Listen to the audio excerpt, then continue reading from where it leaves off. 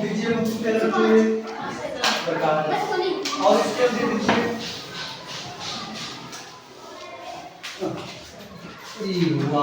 Yes. इसको कस करो भाई। दूसरा दीजिए हमको प्रकार। वो चलो आराम से कर दीजिए इसको।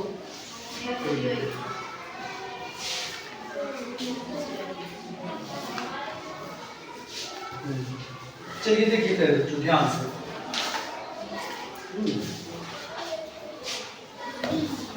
प्रश्न पे आते हैं। एक त्रिभुज पी क्यू आर की रचना कीजिए।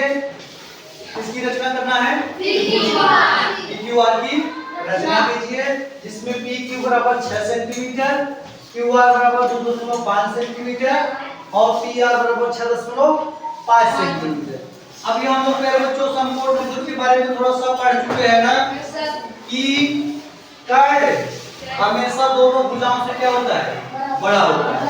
लंब और आधार से क्या होता है? बड़ा होता है। यहाँ लिखा भी है कर्ण अन्य दो भुजाओं में सबसे बड़ा होता है।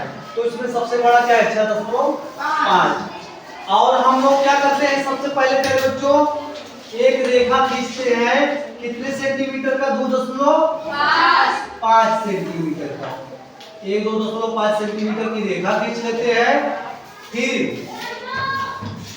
प्रकार से 2.5 सेंटीमीटर की एक रेखा और छोटी होगी, चलो इतनी बड़ी ना, ये है 2.5 सेंटीमीटर की एक इतना ही बड़ी रेखा दी। 2.5 सेंटीमीटर की क्या है? रेखा है, उसका नाम क्या है? Q R. ना प्यारे बच्चों, अब हम जो है पी क्यू, हमको क्या पता करना है? क्यू आर है ही, क्यू आर मिल गया ना, हमको क्या पता करना है? पी। क्या पता करना है बच्चों? पी पता करना है। तो हम पी क्यू एक माप लेकर के 6 सेंटीमीटर पे, समझा? 6 सेंटीमीटर का माप लेकर के हमको पी क्यू यहाँ से ऊपर आर्च लगाना है, समझा? आर्च लगाएंगे। फिर इसके बाद पी आर बराबर 6.5 सेंटीमीटर का माप लेकर क्या करेंगे? एक आर्च लगाएंगे, समझा? अब एक दूसरे को कहां पे काट रहे हैं? यहाँ पे, समझा? थोड़ा सा और इधर होगा, ये यहाँ पे काटेगा। चलो देखो ध्यान दो, ये वाला कितना? 6। ये वाला कितना है? 6। ये वाला कितना है बच्चों? 6 सेंटीमीटर। और ये वाला कितना है? 6.5 सेंटीमीटर। यहाँ पे क्या कर रहा है? काट रहा है ना जी। जब काट रहा है तो उसको क्या करेंगे हम लोग? मिला लेंगे। चलो मेरे बच्चों मिलाओ।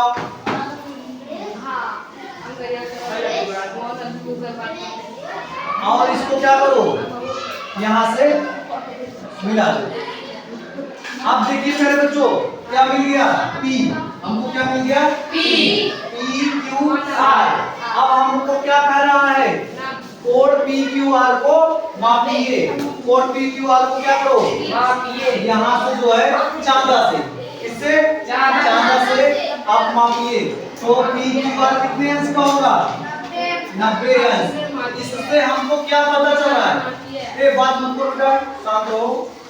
देखो इससे हमें क्या पता चलता है कि यदि किसी त्रिभुज की एक भुजा पर बना वर्ग शेष दो भुजाओं पर बने वर्गों को योग के बराबर होता है, तो वह त्रिभुज कैसा त्रिभुज कहलाएगा?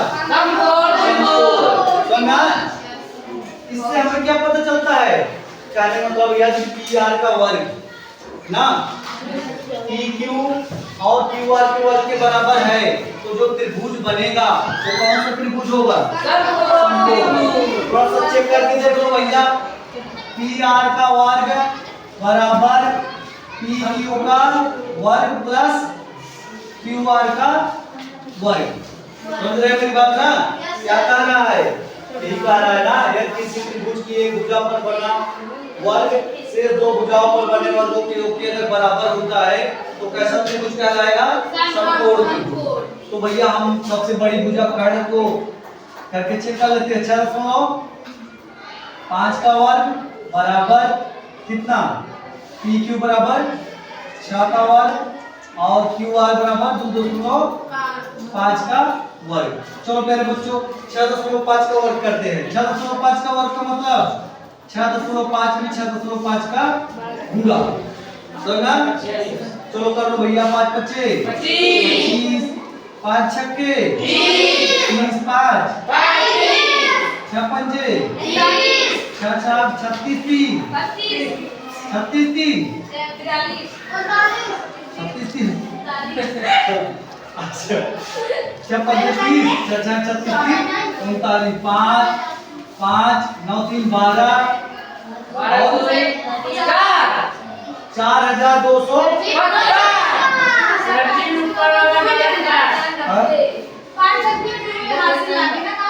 अच्छा रुको एक बात देखो। 5 बच्चे 25 5 6 30 अच्छा सॉरी 30 2 अब फिर इसका देखो मेरे बच्चों 55 6 6 36 3 यहाँ पे क्या होगा मेरे बच्चों?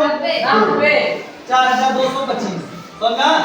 यहाँ पे लिखो 4225।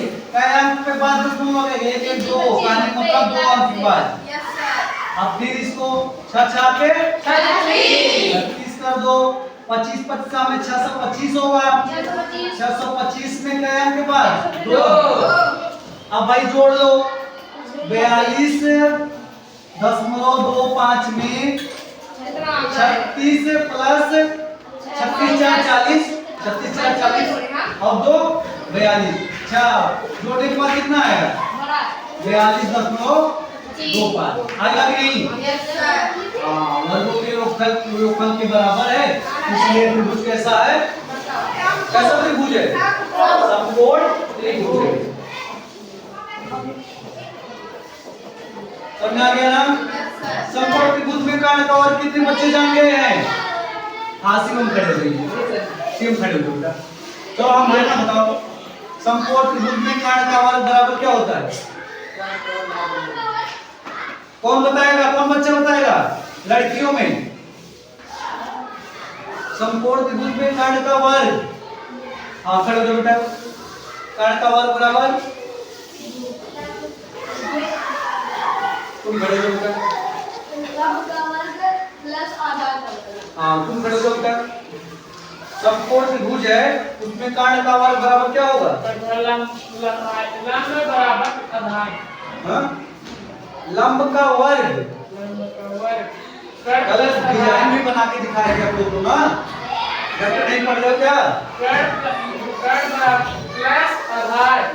क्या ऐसे नहीं ऐसे देखो ये बात ध्यान दो। फिर से कोई बात नहीं बैठ जाइए आप लोग। कर्ण का वर्ग बराबर समकोण त्रिभुज में कर्ण का वर्ग बताए थे। यहाँ क्या बनाए थे? वर्ग। यहाँ भी वर्ग बनाए थे और यहाँ भी वर्ग बनाए। इसका वर्ग इसके वर्ग और इसके वर्ग के बराबर होता है। कल वो बढ़िया छाप से दिखाए थे ना? कर्ण का वर्ग जो लंब का वर्ग और आधार के वर्ग के क्या था?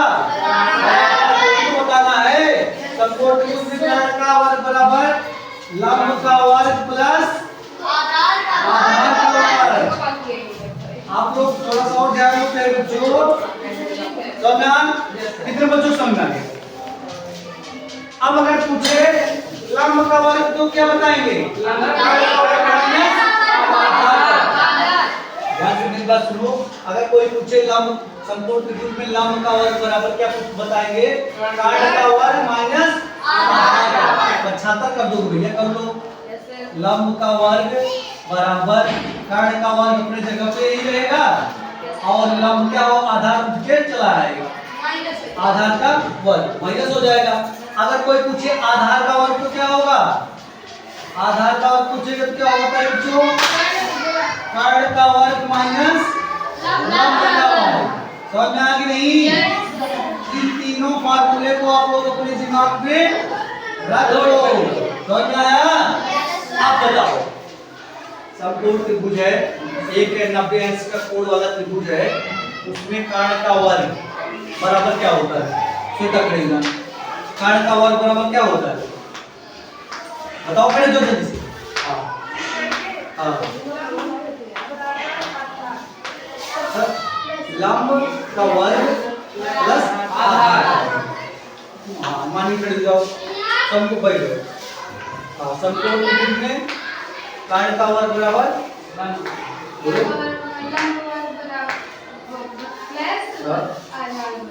हाँ लंब वर्ग प्लस आधार वर्ग। ये भी कहोगे तब ठीक है बैठ जाइए।